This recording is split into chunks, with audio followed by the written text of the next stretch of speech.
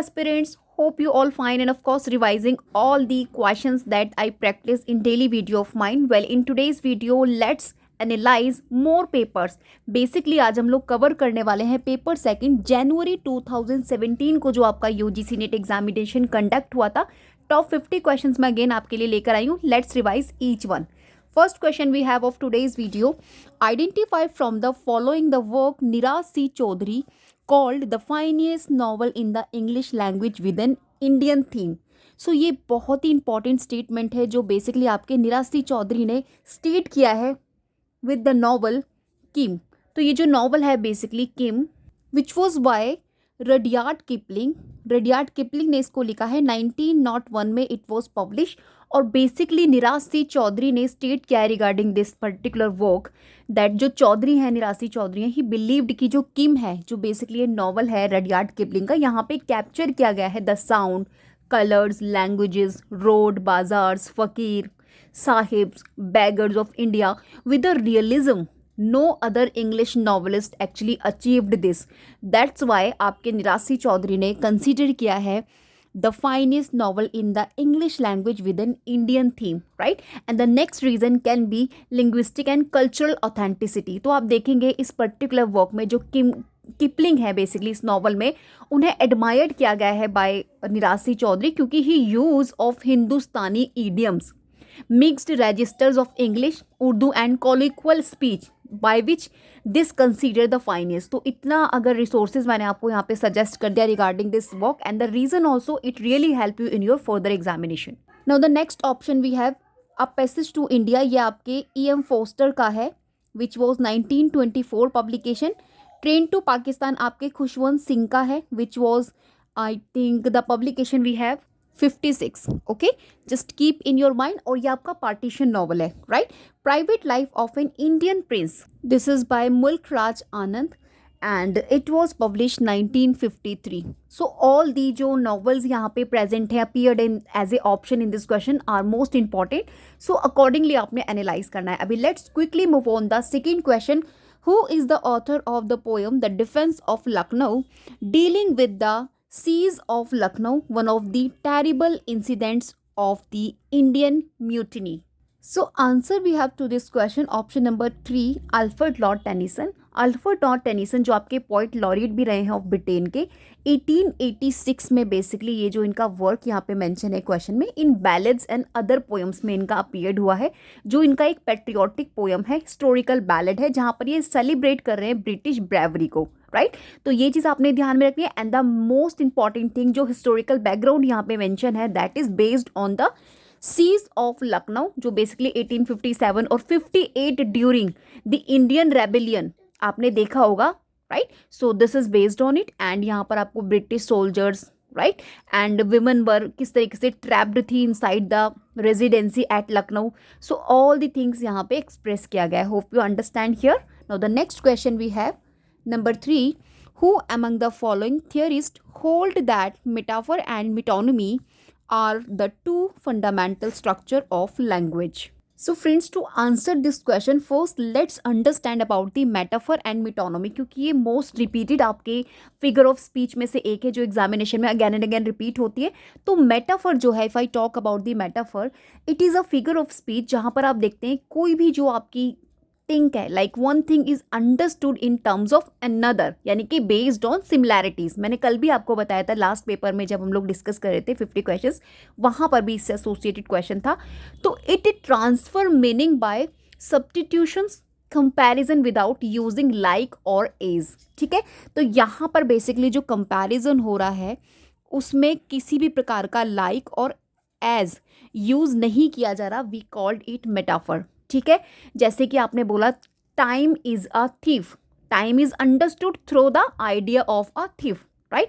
सो इस तरीके से आपने ध्यान में रखना है. अभी मैं टॉक अबाउट मिटोनोमी. तो मिटोनोमी जो आपका फिगर ऑफ स्पीच है इसमें आप देखेंगे जो मीनिंग है इज ट्रांसफर्ड थ्रू एसोसिएशन और you guys can say nearest not similarity. मतलब कि जैसे आपने बोला the white house announced white house यहाँ पे क्या है, stands for the US president government. तो ये क्या है, एसोसिएशन की बात करता है, कनेक्शन की बात करता है, नॉट कंपैरिजन की बात करता है। तो यहाँ तो हमारी ये दोनों टर्म्स हो गई जो मैंने आपको यहाँ पे डिस्कस कर दिया। नो लेट्स टॉक अबाउट वो कौन सा थियोरिस्ट है जिन्होंने इसको यूज किया है या जो एसोसिएटेड है। तो we have Roman Jakobson, option number third. The most important structuralist theorist हैं who analyse metaphor and metonymy is Roman Jakobson, ठीक है, जो आपके रशियन फॉर्मलिस्ट हैं, लिंग्विस्टिक है। और इन्होंने जो अपना आइडियाज दिया था ये कंसीडर करते हैं language has two poles, right. तो इन्होंने टू पोल्स बेसिकली सजेस्ट किए हैं। सो ये चीज आपने ध्यान में रखना है। It is associated with of course Roman Jakobson. Next question number 4 we have from among the following who are the Dashwood sisters in Jane Austen's sense and sensibility. Now let's first understand, ये इनका first published novel है आपके John Austin का, जैन ऑस्टेन का sense and sensibility. That was publish आपका हो रहा है 1811 में। ये चीज़ आपने ध्यान में रखना है। और ओरिजिनली इसको क्रेडिटेड किया था to by a lady, right. तो ये कॉमेडी ऑफ मैनर्स का एग्जाम्पल है, डोमेस्टिक रियलिज्म है इनका। और ऑफ कोर्स इसकी setting late 18th century England रखा गया है।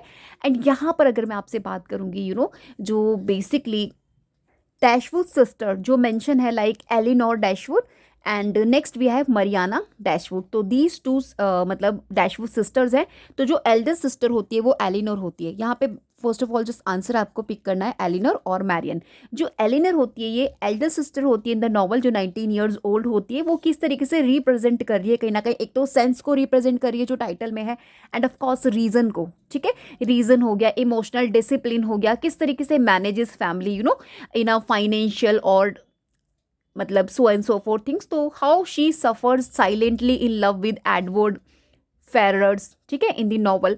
ऑन दी अदर हैंड आप देखेंगे जो मैरियान है ये कहीं ना कहीं सेंसिबिलिटी को क्या कर रही है, रिप्रेजेंट कर रही है, यानी कि पैशन हो गया, इमेजिनेशन हो गया, ठीक है। सो आप देखेंगे she falls for John Wilk boy, right. जो इसके अंदर बेसिकली कैरेक्टर है वो सिंबल है कहीं ना कहीं फॉल्स रोमांटिसिज्म का। तो these two sisters mention Jane Austen, Sense and Sensibility. We have Elinor and Marianne. Question number 5 we have which among the following text can be characterized as a lesbian Bildungsroman, right? So देखिए answer we have option number 3 Janet Winterson का Oranges are not the only fruit. Now I explain some important facts regarding this important work. First of all, it was published 1985, ठीक है, coming of age novel है, lesbian bildungsroman based on है, semi autobiographical fiction है। This is written by Jeanette Winterson जो आपकी British post modern novelist हैं। और यहाँ आप देखेंगे पोस्ट मॉडर्न एलिगरी, मिथ और फेरी टेल्स को कहीं ना कहीं इंटरकनेक्ट किया गया है, ठीक है। ये चीज़ आपको ध्यान में रखना है। और इस पर्टिकुलर वर्क को लेस्बियन बिल्डिंग्सरोमन भी कहा जाता है। That's why this is the answer to this question. Okay, अभी let's move on the question number 6 identify the correct chronological sequence of publication. So यहाँ पे आपको अरेंज करना है, ये आपका क्रोनोलॉजी बेस्ड क्वेश्चन है basically. So answer we have here option number 3 C the advancement of learning. ये कई बार आपसे एग्जामिनेशन में पूछा जाता है, which is written by Francis Bacon. Francis Bacon आपके मोस्ट इंपॉर्टेंट राइटर हैं, प्रॉस फिलोसॉफिकल ट्रिटाइज है इनका ये, जो 1605 में आया था। ये चीज़ आपने ध्यान में रखना है, द एडवांसमेंट ऑफ लर्निंग, क्योंकि यहाँ पर आप देखेंगे इन्होंने क्लासीफाई किया था ह्यूमन नॉलेज को एंड एडवोकेट किया था empirical scientific inquiry, right. So ये चीज़ आपने ज़रूर से ध्यान रखनी है रिगार्डिंग दिस पर्टिकुलर वर्क, क्योंकि ये फाउंडेशन टेक्स्ट कंसिडर किया जाता है ऑफ द साइंटिफिक रेवोल्यूशन को लेके, राइट। अभी next we have paradise lost. We all know about this important work by John Milton, which was first published 1667 में ये पब्लिश हो रहा है। मैं आपको इन्फॉर्मेशन यहाँ पे गैदर कर रही हूँ, लाइक 10 बुक्स के साथ आया था और रिवाइज इसका जो वर्जन आया था 12 बुक्स के साथ 1674। दीज 2 ईयर्स आपको ध्यान में रखना है। इपिक पोएम है जिसे इन्होंने ब्लैंक वर्ड्स में लिखा है एंड ऑफ कोर्स इसमें इन्होंने जो बिब्लिकल फॉल ऑफ मैन है, यानी कि सैटन का रेबेलियन, आदम एंड ईव का जो टेम्पटेशन है उसको कहीं ना कहीं एक्सप्रेस किया है, ठीक है। So this is important again and year also we have mention here. Now let's we have Mac Flecknoe. ये आपका पब्लिश हो रहा है 1682, राइट। ये रेस्टोरेशन सटायर है विच इज बाय जॉन ड्रैडन, ठीक है। मॉक हेरोइक पोयम है, लिटरेरी सटायर है, जहां पर ये थॉमस शेडवेल को अटैक कर रहे हैं, ऑफ कोर्स बैड पॉइंट के लिए, पॉलिटिकल ओपन नेट के लिए। Hope you understand here. अभी next we have an essay concerning human understanding. ये आपका जॉन लॉक का 1619 में आ रहा है। तो आप देख सकते हैं यहाँ पे दीज आर क्रोनोलॉजिकली सेट है ईयर्स इनका किस तरीके से एक के बाद एक आ पा रहा है। तो ये जो बेसिकली वर्क है जॉन लॉके का an essay concerning human understanding, तो मैं आपको बता दूं ये मेजर फिलोसफिकल ट्रिटाइज है बेस्ड ऑन एम्पिरिसिज्म। ठीक है, तो यहाँ पर आपको ध्यान रखना है, और यही इनका बेसिकली वो वर्क है जहाँ पर इन्होंने आइडिया यहाँ मेंशन किया है लाइक टेबुला रस, जिसे ब्लैंक स्लेट बोलते हैं। ठीक है, और जिसको लेके अभी हमने लास्ट पेपर में क्वेश्चन देखा था ना, तो उस पर्टिकुलर पेपर में आपसे एग्जामिनर ने इस पर्टिकुलर जॉन लॉक के आइडिया के रिगार्डिंग आपसे पूछा था फैक्चुअल इन्फॉर्मेशन की tabula rasa associated with which author we have. So यहाँ पर उन्होंने पूरा आपसे वर्क पूछ लिया। तो जैसा कि मैं आपको बोलती हूँ कि आपके फॉर्मेट चेंज होते हैं, जो आपसे फैक्चुअल इन्फॉर्मेशन और जो कॉन्सेप्चुअल इन्फॉर्मेशन है वो कहीं ना कहीं सर्कुलेट होती है एग्जामिनेशन में। तो पीवाईक्यूज लगाकर आपको ये क्लैरिटी हो जाती है। दैट्स वाई आपने अपना टाइम ज़रूर से पीवाईक्यूज सॉल्व करने को देना है, इसी तरीके से आपको सॉल्व करना है। Okay, next question we have 7th number, Poe's the raven mourns the death of Poe's. तो फ्रेंड्स मैं आपको बता दूं the raven most important work है एडगर एलन पो का, जो अमेरिकन आपके डिडक्टिव इनका थीम रहता है वर्क्स का। और ये जो इनका वर्क है न्यूयॉर्क की इवनिंग मिरर में राइट 1845 में पब्लिश हुआ है द रावण। 1845 मेंशन है ऑलरेडी यहाँ पर, you can see narrative poem है इनका, गॉथिक डार्क रोमांटिसिज्म एसोसिएटेड है, end of course it's a type of dramatic monologue, क्योंकि ड्रामेटिक मोनोलॉग भी एक आपका टाइप ऑफ पोएम होता है। एंड जहाँ पर आप देखेंगे कि single speaker we have. Okay, so यहाँ जो उन्होंने क्वेश्चन पूछा है basically Poe's the raven mourns the death of Poe's, so answer we have lost Lenore, जो बेसिकली डेड बिलव्ड है राइट। सो ये चीज आपने ध्यान में रखना है। अभी next question we have number 8, in Shakespeare's Macbeth who was untimely ripped from his mother's womb, कौन था वो? So answer we have Macduff, और बेसिकली वो रीजन भी बनता है मैकबेथ की डेथ का right. Question number 9, Alexander Pope revised the Rape of the Lock 3 times. In the final revision of the poem in 1717, he inserted a speech by. So मैं पहले आपको आंसर सजेस्ट करती हूँ, then I'll suggest you some important facts regarding this work. Okay, so answer we have option number 2, Clarissa. So guys basically Alexander Pope का ये जो आपका the work है the rape of the lock, this is most important. Why? Because यहाँ से आपको कुछ ना कुछ क्वेश्चन ज़रूर से एक तो बनता ही बनता है। तो आपने क्या करना है, इसे प्रॉपर मैनर में स्टडी करना है, और वो कौन कौन से फैक्ट्स है जो आपने रिवाइज रखने बिफोर एग्जामिनेशन, मैं आपको भी सजेस्ट कर देती हूँ। सबसे पहली चीज़, it's a mock epic right, heroic comic poem है आपकी बेसिकली ये, एंड बेस्ड ऑन है रियल सोशल क्वेरल। अभी रियल सोशल जो क्वेरल है वो किसका है? तो लॉर्ड पीटर किस तरीके से कट कर देते हैं अ लॉक ऑफ एराबेला, जो आपकी फार्मर होती है उनके हेयर की एक लॉक कट कर देते हैं। तो उसी हिस्टोरिकल इवेंट पर ये बेस्ड ऑन है।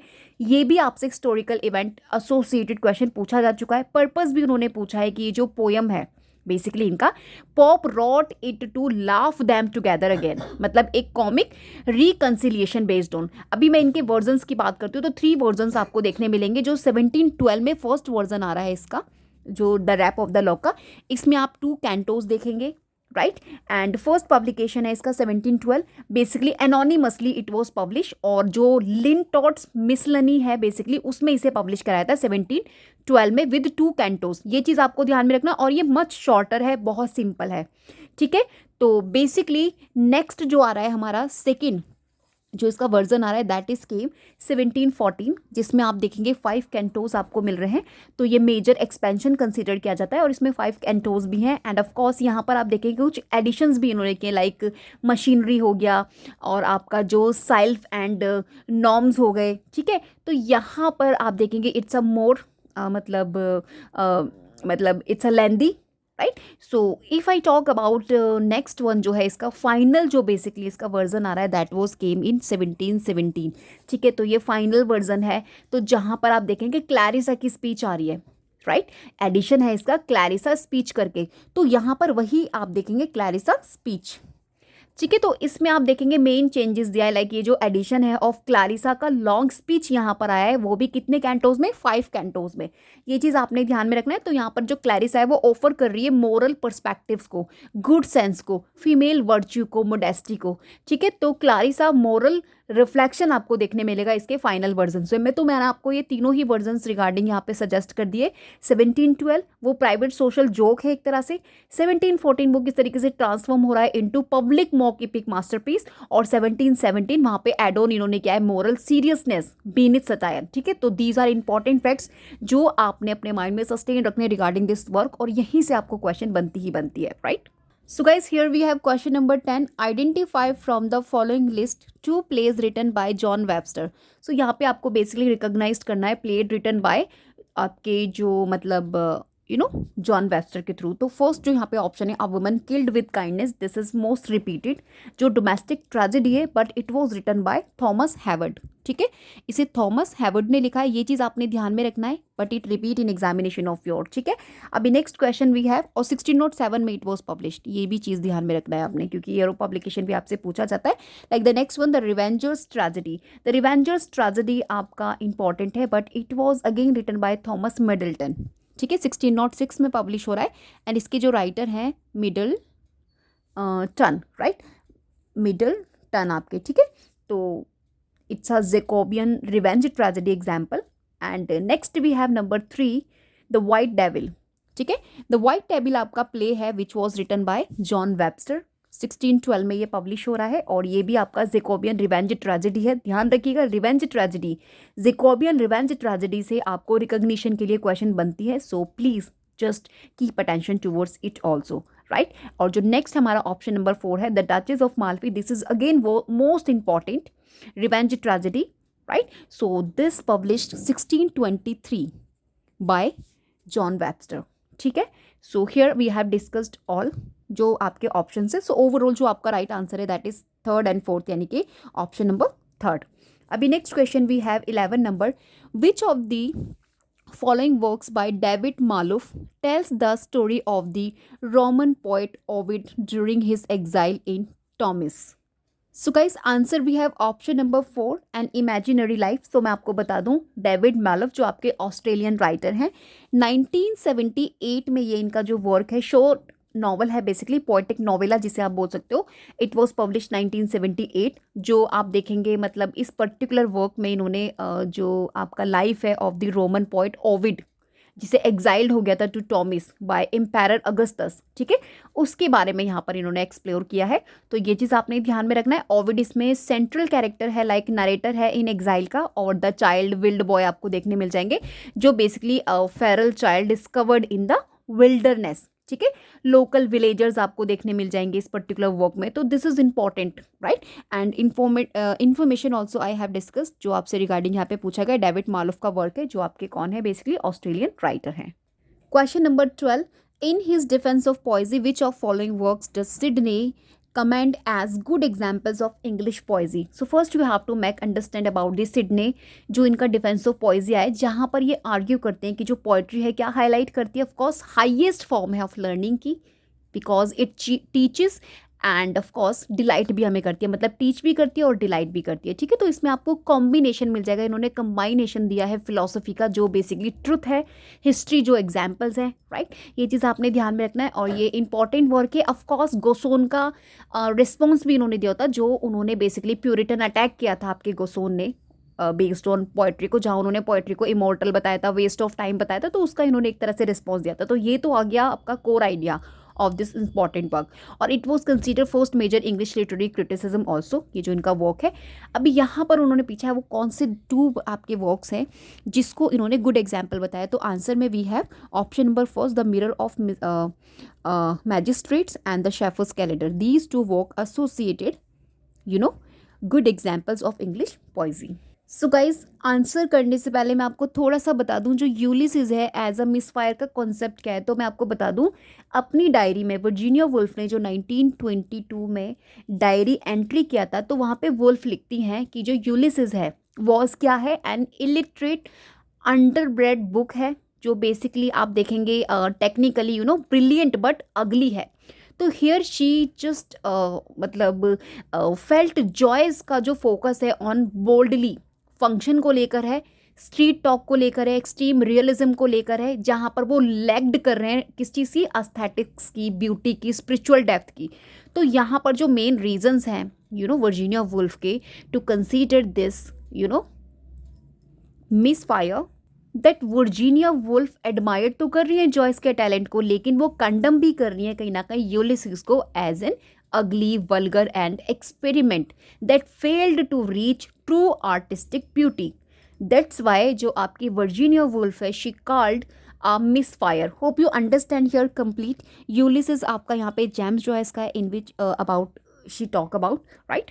So guys, question number 14, which of the following works Daniel Defoe offered his readers as a collection of strange surprising adventures? तो मैं आपको बता दूं रॉबिन्सन क्रूज इनका ये वर्क है एंड जिसका full title also we have, जो आपने ज़रूर से ध्यान में रखना है, लाइक मेंशन है यहाँ पे already in question of your, और ये इनका 1719 में आ रहा है, ठीक है। Robinson cruise, option number second the answer.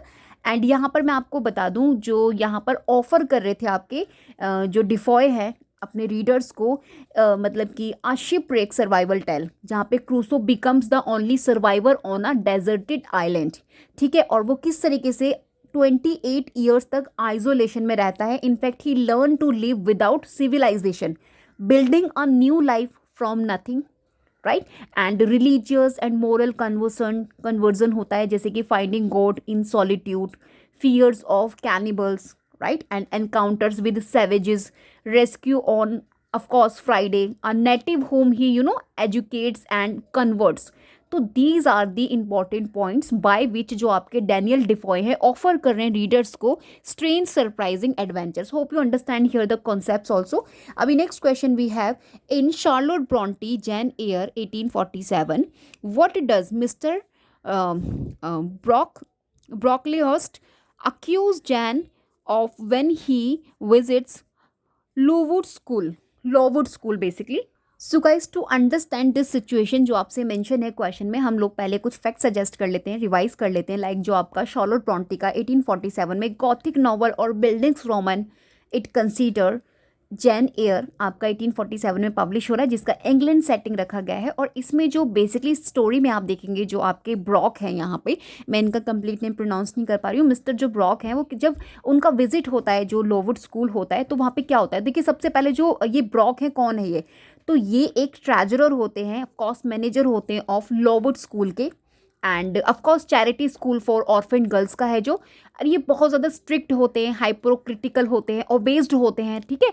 तो आप यहाँ पर देखेंगे कि व्हाट ही अक्यूज जैन, तो यहाँ पे जब वो देखते हैं कि वैनिटी एंड प्राइड, यानी कि ही क्रिटिसाइज करने लगते हैं अपीयरेंस एंड ड्रेस को लेके, specially her neat hair and gloves, saying that they are too fine for a poor orphan girl, कि अगर आप इतना अच्छे से बंटन कराएंगे तो ये तो कहीं ना कहीं सूट नहीं हो रहा एक पुअर गर्ल के लिए। तो वो क्लेम करते हैं शी इज़ नॉट हम्बल और पाइयस इनफ फॉर द स्कूल्स जो आपका डिसिप्लिन है।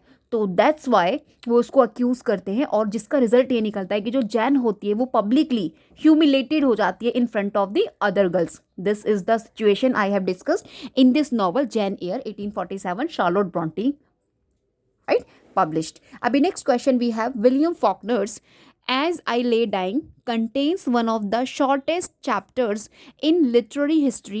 Which of these sentences is the chapter in its entirely? No, not entirety, ठीक है। सो गाइज ये जो बेसिकली वर्क है आपके विलियम फॉकनर का एज आई ले डाइंग, इट्स मोस्ट इंपॉर्टेंट, कई बार एग्जामिनेशन में आपसे रिपीट भी होता है। सी 1930s का पब्लिकेशन है, सदर्न गॉथिक का पार्ट है, और it was written by William Faulkner जो आपके American novel laureate modernist writer हैं ऑफकोर्स, और ये सदर्न गॉथिक है, मॉडर्निस्ट नॉवल है, स्ट्रीम ऑफ कॉन्शियसनेस नैरेटिव्स है। और यहाँ पर जो उन्होंने क्वेश्चन पुट किया है, the answer we have my mother is a fish, okay. क्योंकि आपने जो मेन थिंग है रिवीजन के लिए, उसे आपको इस वर्क के जो फैक्ट्स हैं उन्हें ज़रूर से अपने ध्यान में रखना है। जैसे इसका नैरेटिव टेक्निक को लेकर आपसे क्वेश्चन पूछे जाते हैं, 15 narrators we have, like multiple first person perspective it was written, and stream of consciousness narrative technique use, fragmented non linear story telling. So यहाँ से आपको question most of the time अभी रिसेंट एग्जामिनेशन में बन रहे हैं, ठीक है। And main characters also you have to go through, like Eddie हो गए एंड डाल हो गए आपके, एंड वर्धमान हो गया, जिनसे एसोसिएटेड ये आपसे क्वेश्चन फर्दर यहाँ पर पूछा गया है। The next question we have number 17, the prelude to Middlemarch makes a reference to the particular history of a remarkable woman. So answer we have Saint Theresa, okay. Now next question we have, oh for a draught of vintage that hath been cooled a long age in the deep delved earth, tasting of flora and the country green, dance and provencal song and sunburnt mirth, the above description is an example of. तो देखिए ये जो example है आपका, और मैं आपको बता दूँ यहाँ से क्वेश्चन डेफिनेटली आपको बनते ही बनते हैं। So we have the option number second, synaesthesia. और मैं आपको बता दूँ सिनेस्थीसिया इज अ लिटरेरी और आर्टिस्टिक डिवाइस है in which one sense is described using terms from another sense. ठीक है, जैसे आपने डिस्क्राइब किया sounds in terms of colour, जो आपसे लास्ट एग्जामिनेशन पूछा था, तो ये आपका इतना इंपॉर्टेंट है विच रिपीट इन एग्जामिनेशन। वैसे तो आपके ये सभी जो आपके पूछे गए हैं एज ए ऑप्शन, इन सभी को आपने एक्चुअली रिवाइज देना है, क्योंकि आपसे किसी ना किसी फॉर्म में पूछे ही जाते हैं examination of your. Now the 19th question, we have the term poetic justice to designate the idea that the good are rewarded and the evil punished, was devised by, right? It is devised by, so we have Thomas Rymer. तो आपसे direct question पूछा जा सकता है, Thomas Rymer associated poetic justice. ठीक है, तो type of question you get in examination of your. Also 20 question we have, dash is the producer of the first complete printed English Bible, so this is Miles Coverdale। इन पर based on भी मैं आपको काफ़ी कुछ revise करा चुकी हूँ अभी बिफोर, कुछ जो मेरे रिसेंटली वीडियोस आया है। Next question, in the fall of Hyperion a dream kid sees a ladder leading upwards and it addressed by a prophetess in the following words, none can usurp this height but those to whom the miseries of the world are misery and will not let them rest, who is the prophetess here? So of course the answer we have Moneta। तो देखिए all the things यहाँ पे mention है, only factual information based on question है जो आपने यहाँ पे कर लिया है। अभी next question we have, Virginia Woolf to the lighthouse 1927 has a tripartite structure, मतलब कि ट्रिपार्टाइल इसमें स्ट्रक्चर है, द थ्री पार्ट्स हैं basically, named the following exact. So basically जो आंसर है हमारा ऑप्शन नंबर ए है द स्काई, क्योंकि जो थ्री पार्ट्स हैं आपके वर्जीनिया वुल्फ की टू द लाइट हाउस में, the window, time passes and the light house, में कई बार आपको रिवाइज करा चुके हो, और ये इतने इंपॉर्टेंट है, यहाँ से किसी ना किसी तरीके से आपसे क्वेश्चन पूछा जाता है। जैसे कि द विंडो इसका फर्स्ट पार्ट है, यहाँ पे फोकस किया गया है रामसे की फैमिली और उनके गेस्ट को लेके एट द समर हाउस। और जो सेकेंड आपका इसका पार्ट है टाइम पासिस, वहाँ पर आप देखेंगे उसमें 10 years in a few pages में कवर किया गया है। And the final part the light house, यहाँ पे फोकस किया गया है द रिमेनिंग फैमिली जब विजिट करती है the light house years later. ठीक है, तो ये चीज़ आपने ध्यान में रखना है कि focus which important point, right. अभी next question we have 23, which novel by Patrick White is based on the story of Ludwig Leichhardt the Prussian naturalist who explored Australia in the mid 1840s, in which White's fictional hero says when asked about navigations the map, I will first make it. So answer we have was। अभी मैंने आपको last जो अभी पीछे हमने paper analyse किया था, आपने देखा था कि वहाँ पर भी पर्टिकुलर पैट्रिक वाइट से आपकी 2 वर्क्स पूछे गए थे। तो हियर वी हैव वॉस, जिसका मैंने ईयर भी आपको मेंशन किया था, आपको मुझे कमेंट में बताना है वॉस का ईयर और द ट्री मैन का ईयर आपको मुझे बताना है। ओके, वैसे answer we have option number 2 to this question. Here we have question number 24, who among the following is not a character in William Golding's Lord of the Flies? Lord of the Flies by William Golding, जो आपके British novelist, Nobel prize winner of course हैं। This is most important work जो अब अभी आपसे recent examination में as a matchings questions में आपको बनता ही बनता है। डेजर्टेड ट्रॉपिकल आइलैंड पर इसका बेसिकली सेटिंग है, थर्ड पर्सन ओमिनिसेंट बेस्ड होने, और इसमें जो मेन कैरेक्टर्स हैं ना आपके, we have Ralph, Piggy, Jack, Simon और रॉगर। अभी उन्होंने पूछा है not a character, so answer we have Peter. तो पीटर इसमें कोई कैरेक्टर नहीं है, अदरवाइज जैक भी आपको मिल जाएगा। देखिए जो राल्फ है इसके अंदर वो इलेक्टेड लीडर होता है जो सिंबलाइज करता है ऑर्डर एंड सिविलाइजेशन को इन द नॉवल। नेक्स्ट जो हमारा पिगी है ये इंटेलिजेंट होता है बट रिप्रेजेंट कर रहा है रीजन एंड लॉजिक को in the novel. And next we have Jack.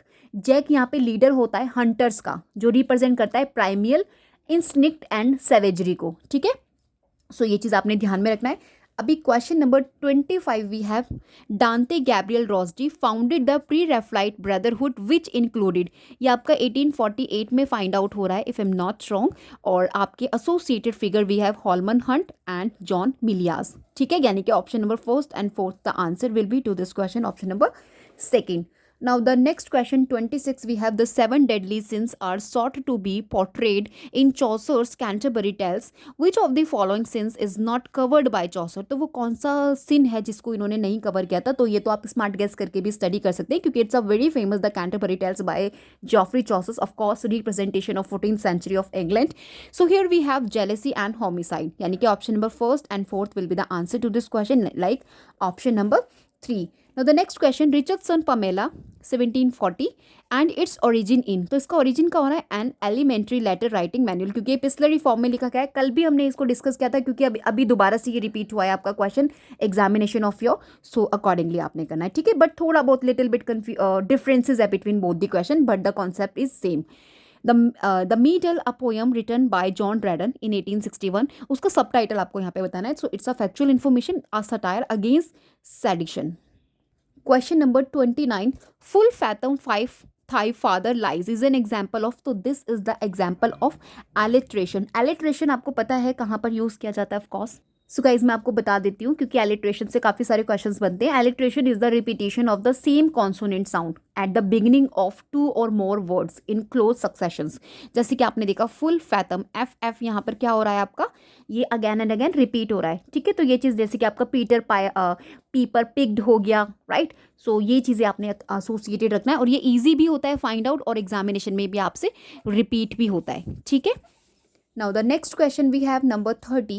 What is a trochee? देखिए trochee क्या होता है, a two syllable foot of words in which the stress falls on the first syllables. यहाँ पे जो stress falls हो रहा है वो कहाँ पर हो रहा है, first syllable पर हो रहा है. ये चीज़ आपने ज़रूर से ध्यान में रखना है. अभी next question, Keats का La Belle Dame sans Mercy combines two poetic forms. वो कौन कौन सी two poems poetic forms हैं? We have lyric and the ballads, यानी कि option first and third means option number 3 the answer to this question. अभी next we have dash narrator highlights the problem of narrative authority. So here we have the answer conscious basically. Okay, next question, who among the following modern writers associated with the quote only connect? इसको भी मैंने आपके साथ revise कराया क्योंकि ये particular concept आपसे repeat भी हुआ है एग्जामिनेशन अभी रिसेंटली जो आपके हुए हैं. सो रिपीटेड फॉर्म में आपसे ये फ्रेज पूछा गया है. So this is associated with E.M. Forster. मैं लिख देती हूँ यहाँ पे E.M. Forster associated with only connect. Now the question number 34, which of the following images does not figure in Auden's Muses Björk's arts? So answer we have ranches of isolation and the busy griefs, यानी कि third option is the answer to this question.